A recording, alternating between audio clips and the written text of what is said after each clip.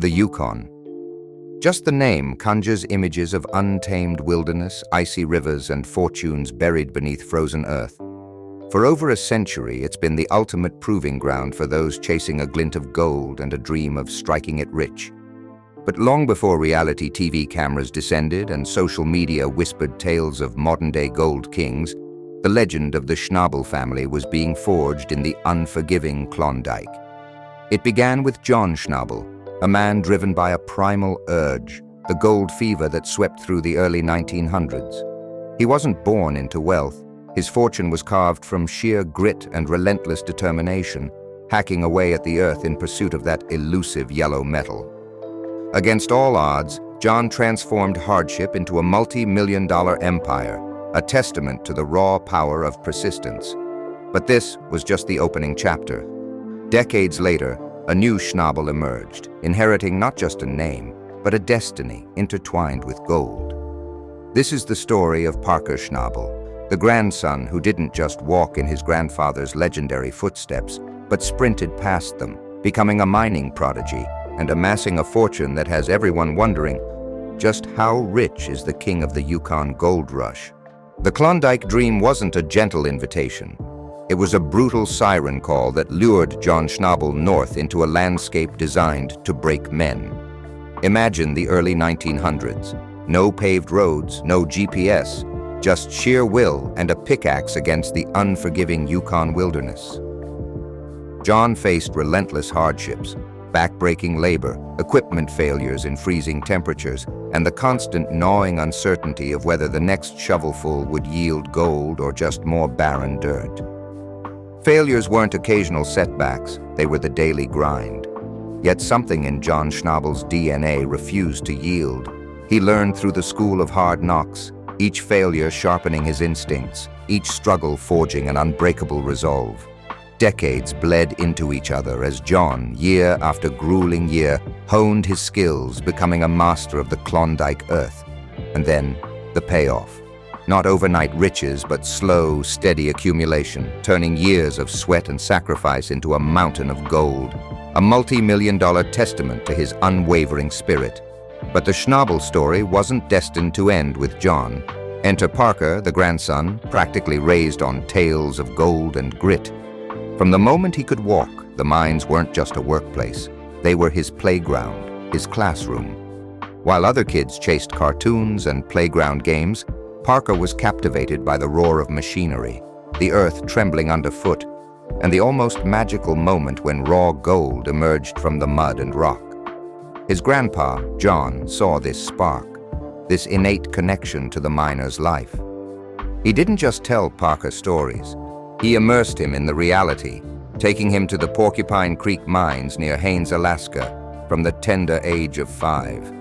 Imagine a 5-year-old amidst colossal machines, the smell of diesel thick in the air, the ground vibrating with power. For Parker, this wasn't work. It was an adventure, a real-life treasure hunt infinitely more compelling than any video game. By 10, Parker wasn't just watching, he was doing. Under John's watchful eye, he was already maneuvering miniature excavators, his small hands learning the delicate art of sorting through pay dirt. It wasn't just about following instructions. Parker possessed an almost uncanny intuition for where the gold lay hidden, a sixth sense that often outshone even seasoned miners.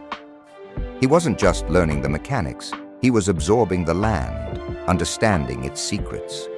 Then came the pivotal moment, the challenge that would forge a prodigy. At 16, while most teenagers were navigating high school hallways, John handed Parker a piece of his empire, a leased claim, entirely Parker's responsibility. Suddenly, this wasn't just playtime, it was real. Bills to pay, profits to chase, a crew to manage, all on the shoulders of a 16-year-old. People scoffed, whispered doubts. A kid running a mine? Madness. But Parker wasn't intimidated, he was energized. He assembled a team of seasoned local miners, men who initially might have been skeptical but were quickly won over by his relentless work ethic and that almost supernatural gold-finding ability. News spread like wildfire, a teenage mining whiz kid in the Yukon. Prodigy was the word on everyone's lips. He wasn't just continuing the Schnabel legacy, he was rewriting it, faster, bolder, younger than anyone imagined possible. But this wasn't just about living up to a family name, it was about surpassing it, and the world was about to witness his explosive rise. By 2012, Parker wasn't just a local phenomenon. He was a Yukon gold-digging boss in his own right. He was pulling in serious cash, leaving seasoned prospectors scratching their heads in disbelief. His secret? A blend of old-school grit and new-school smarts. He wasn't afraid to embrace modern mining techniques, constantly seeking out efficiencies and innovations that left the competition in the dust. This young prodigy, operating with an almost unnerving calm and strategic mind, caught the attention of a different kind of prospector reality TV producers. They were itching for a fresh angle on the gold rush narrative, something beyond the grizzled veterans and hard luck stories. They saw in Parker not just gold, but television gold. The pitch was simple, yet audacious. Cameras following his every move, documenting the triumphs and tribulations of a young man conquering the Yukon. For Parker, ever the businessman, and perhaps with a touch of showman spirit inherited from the Schnabel lineage, it wasn't just about TV fame. It was a golden opportunity, pun absolutely intended, to amplify his family's legacy, to showcase the demanding, exhilarating world of gold mining to a global audience. After a crucial conversation with Grandpa John, a nod of approval from the patriarch, Parker said yes. And just like that, Gold Rush was born. From the very first episode, Parker exploded onto screens. Viewers were instantly captivated by his youthful energy, his encyclopedic knowledge of gold mining that seemed far beyond his years, and his relentless hustle. He wasn't just a character, he was a force of nature. Gold Rush became a phenomenon, and Parker Schnabel became a household name, synonymous with Yukon gold and youthful ambition. He was the hottest young gun in the mining game, and the world was watching him rise. But fame wasn't a distraction, it was fuel. Parker doubled down on his Porcupine Creek operation, reinvesting profits into bigger, badder machinery, expanding his crew, pushing the boundaries of what was possible. He wasn't content with just replicating success. He was driven to innovate, to refine his mining strategies, to squeeze every last ounce of gold from the unforgiving earth. Season after season, he smashed his own records, pulling in gold hauls that were almost unbelievable. We're talking over 3,000 ounces in a single season by his early 20s, millions of dollars worth of glittering gold. Parker wasn't just mining gold from the ground, he was mining opportunity from his TV fame and his innate mining genius. He transformed it all into an empire. He set new benchmarks for profitability, for maximizing gold extraction, redefining what it meant to be a successful modern miner. Gold Rush wasn't just documenting his journey, it was accelerating it. He went from a promising rookie, a prodigy, to an elite force, fundamentally changing the landscape of the gold mining game. He was proving that youth wasn't a disadvantage. It was a weapon, wielded with intelligence, relentless drive, and a deep-seated connection to the land and the legacy he was determined to uphold. The world watched, amazed, as this young man from Alaska became a global symbol of gold rush ambition. But even as the cameras rolled and the gold poured in, life, as it always does, was about to throw a curveball, a profound loss that would test the very foundation of Parker's burgeoning empire and force him to truly step into the enormous shoes of the man who started it all. 2016 cast a long shadow over the Schnabel family, a year etched in sorrow. They lost Grandpa John, the patriarch, the mining legend, the man who had been the bedrock of their gold-seeking world. At 96, John had lived a life that most could only dream of, a life rich in experience, hardship, and ultimately triumph. But for Parker, it wasn't just the loss of a grandfather, it was the loss of his mentor, his confidant, his biggest champion. John wasn't just family. He was the architect of Parker's mining education, the one who had patiently, lovingly, imparted generations of Klondike wisdom. He had taught Parker to read the subtle language of the land, to understand the rhythms of the earth, to lead a crew through the toughest conditions, and most importantly, to relentlessly pursue that elusive glint of gold, even when it seemed impossible. John had built Parker up, brick by brick, mining lesson by mining lesson, shaping him into the formidable force he had become. And now, the guiding hand was gone. Standing at the edge of the Yukon wilderness, with the weight of grief heavy on his young shoulders, Parker was, for the first time, truly alone. The emotional blow was immense, a void that seemed impossible to fill. But beneath the sorrow, something else stirred. That indomitable Schnabel spirit, that fire in the belly that John had ignited so many years ago. Quitting wasn't an option. It wasn't even a thought. He wouldn't let Grandpa John down. He wouldn't let the legacy fade.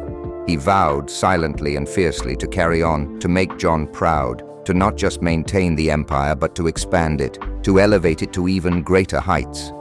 After laying his grandfather to rest, Parker didn't retreat. He surged forward.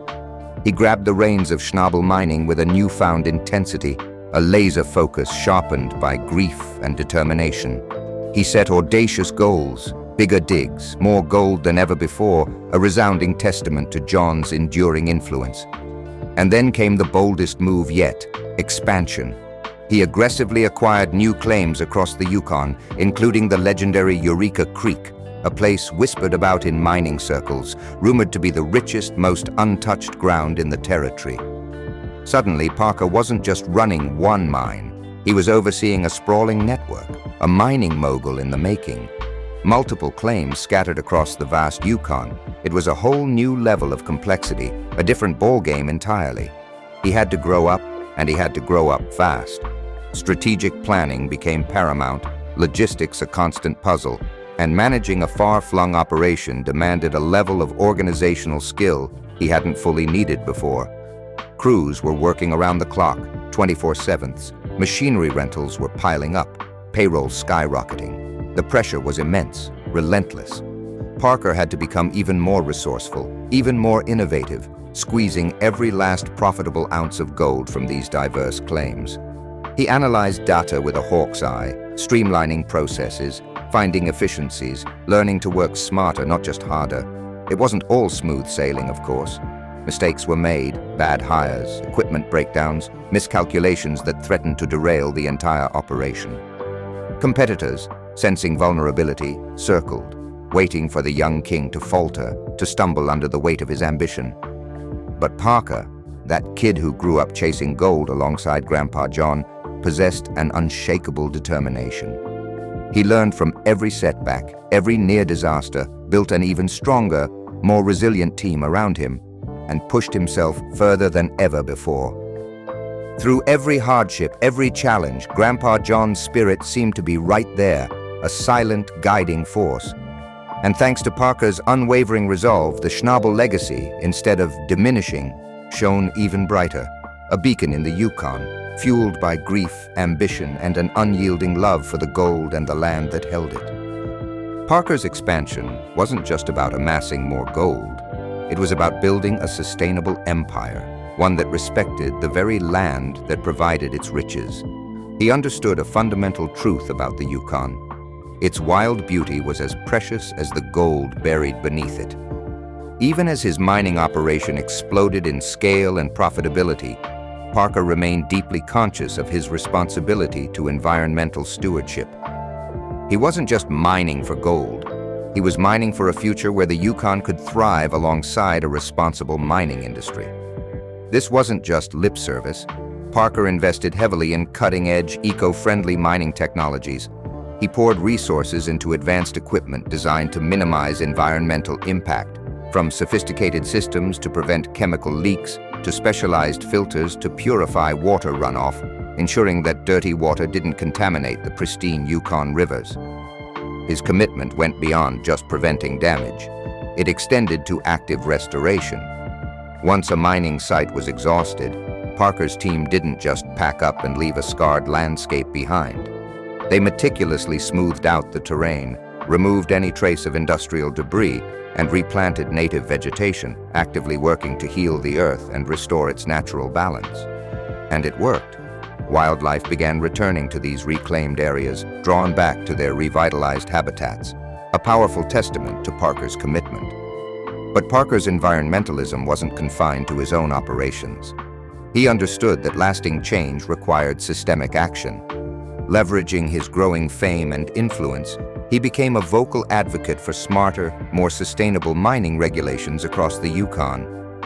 He engaged with government leaders, policymakers, and industry stakeholders, pushing for stricter environmental protections while championing responsible mining practices that allowed both economic prosperity and ecological preservation to coexist. He even took on a mentorship role, guiding younger miners, sharing his hard-earned knowledge, demonstrating that profitability and environmental consciousness weren't mutually exclusive, but rather intrinsically linked for long-term success. Parker became a one-man mission to prove that you could be a mining titan and an environmental steward, a seemingly impossible balance he was determined to strike. His innovative thinking wasn't just applied to gold extraction. It extended to minimizing the lasting footprint of his operations, constantly seeking new ways to maximize gold yield while minimizing environmental damage to the land he clearly loved. Thanks to Parker's vision and unwavering dedication, the Yukon's legendary wild beauty and its booming mining industry weren't locked in conflict, but rather on a path towards a sustainable future, a legacy as valuable as any gold nugget. By his mid-20s, Parker Schnabel wasn't just successful, he was undeniably, demonstrably dripping in gold wealthy. Becoming a millionaire by that age is an extraordinary feat, and Parker's wealth accumulation is a multifaceted story. A significant portion of his fortune stems directly from his starring role in Gold Rush. While the exact figures are closely guarded, industry insiders whisper about Parker commanding upwards of $100,000 per episode. Across multiple seasons, that translates to a staggering income, reportedly reaching around $2 million per season just from his TV presence. But that's merely the tip of the iceberg, the most visible nugget in Parker's treasure chest. The real bedrock of his wealth lies in the earth itself, in the vast Yukon claims his family controls. It's often said that the Schnabel family essentially holds a gold mine monopoly in that region, possessing mineral rights to an astonishing amount of potentially gold-rich land. And with Parker at the helm, they were not just holding on to these assets. They were actively, aggressively, and incredibly profitably exploiting them. Consider just one season's haul. Reports indicate they once pulled in a jaw-dropping 3,500 ounces of gold. At today's gold prices, that's nearly $5 million worth of gleaming, raw gold-enough gold, as some playfully speculate, to fill a bathtub. And this wasn't a one-off anomaly. Year after year, Parker's mines consistently spat out mountains of gold, each season adding millions more to his rapidly expanding bank account. But the financial currents didn't stop there. Gold Rush transformed Parker into a global influencer, a recognizable face and name far beyond the Yukon. Suddenly, major corporations, recognizing his broad appeal and rugged, authentic image, came knocking, showering him with lucrative endorsement deals. Mining equipment giants, rugged clothing brands, outdoor gear companies, all clamored for a piece of the Parker Schnabel brand. He wasn't just the king of the Yukon goldfields, he was becoming a social media rock star, a brand ambassador, a marketing magnate. Parker shrewdly leveraged this fame, channeling sponsorship revenue and TV earnings into diversifying his investments. He wasn't just hoarding gold, he was strategically building long-term wealth. He reinvested heavily in his mining operations, acquiring top-of-the-line trucks for logistical efficiency, expanding his rental equipment fleet to scale operations rapidly, and even venturing into real estate, a classic wealth-building strategy. Add it all up. TV salaries, colossal mining profits, lucrative sponsorships, shrewd investments, and you arrive at a net worth that hovers around the $10 million mark. And by some estimates, even higher, and still climbing.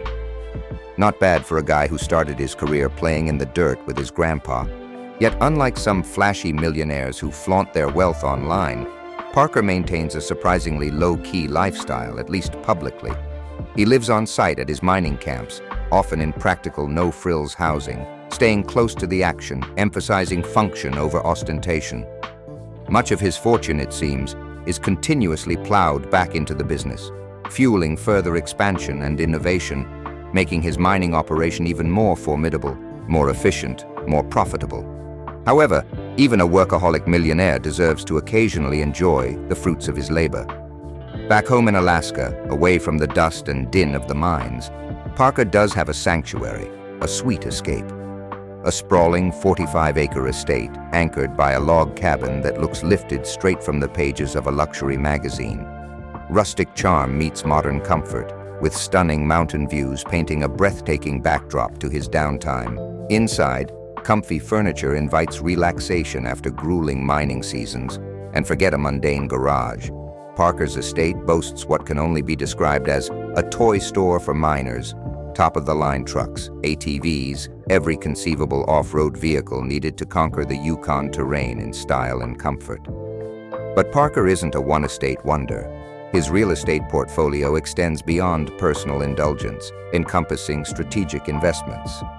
A commercial building in Haines, Alaska generates passive income, while a vacation rental property in the Yukon Territory adds another stream of revenue. It seems Parker isn't just mining gold from the earth. He's mining wealth from every opportunity, building his own mini-empire brick by calculated brick. And speaking of empires, let's talk about his car collection. Parker's car collection isn't just about luxury. It's a reflection of his lifestyle, a blend of rugged practicality and a taste for quality. For conquering the unforgiving Yukon terrain, there's the Ford Raptor, the ultimate off-road beast, built to crush rocks and mud with equal ease. For smoother rides, perhaps when venturing into town or navigating paved roads, there's the Mercedes G-Wagon, a symbol of luxury and durability, equally at home on city streets or mountain trails. For a touch of classic miner's spirit, there's the Jeep Wrangler, an iconic off-roader, a nod to the vehicles that have long been synonymous with exploration and adventure. And for a touch of personalized flair, a tricked-out Chevy Silverado, customized for both performance and aesthetics.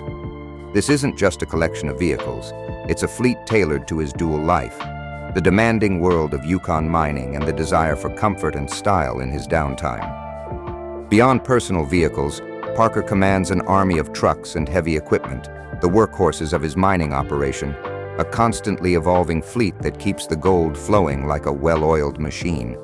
When Parker manages to carve out precious downtime, his adventurous spirit doesn't rest.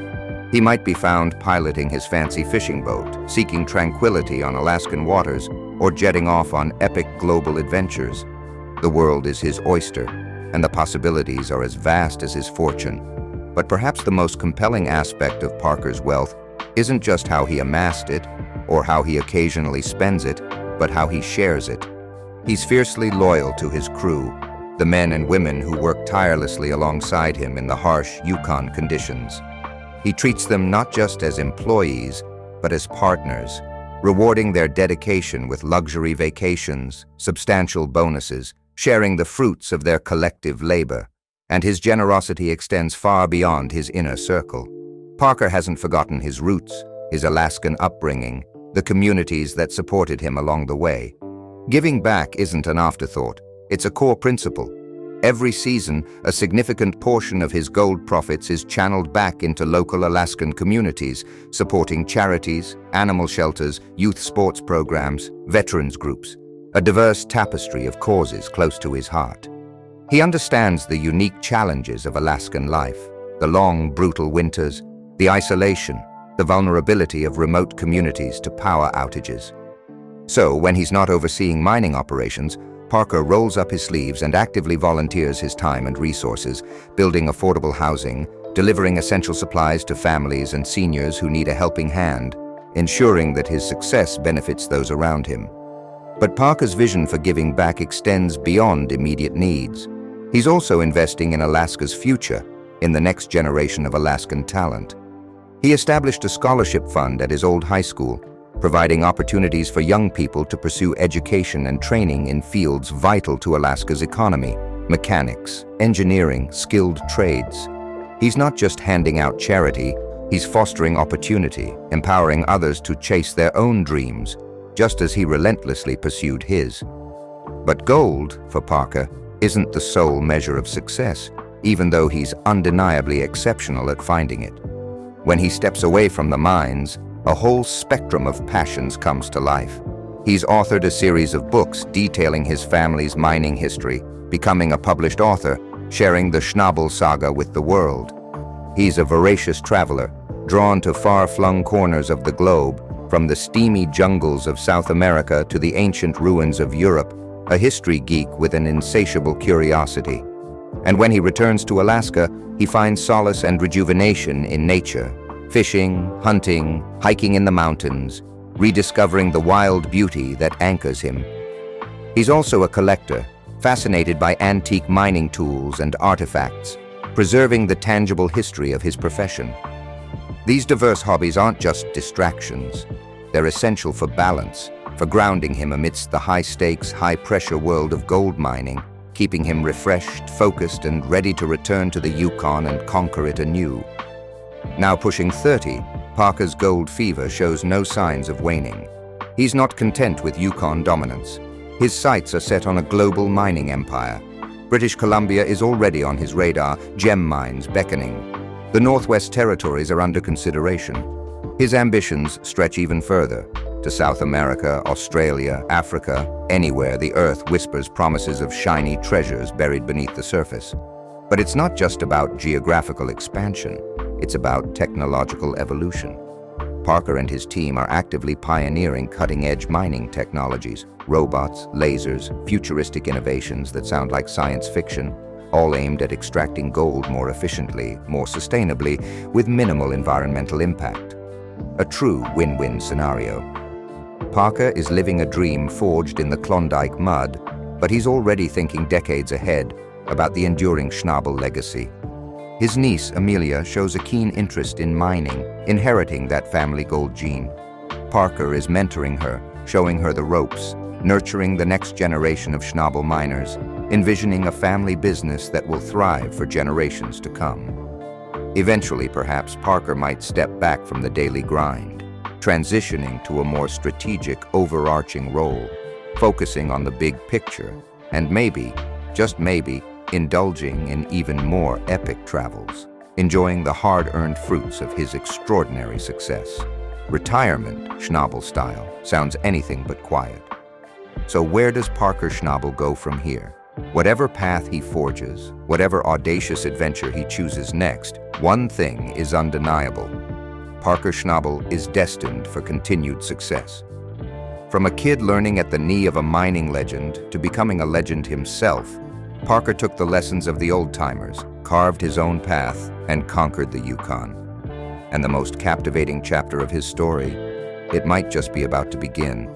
This Yukon gold mining giant isn't slowing down, he's just getting started. Buckle up, because Parker Schnabel's next act promises to be truly epic.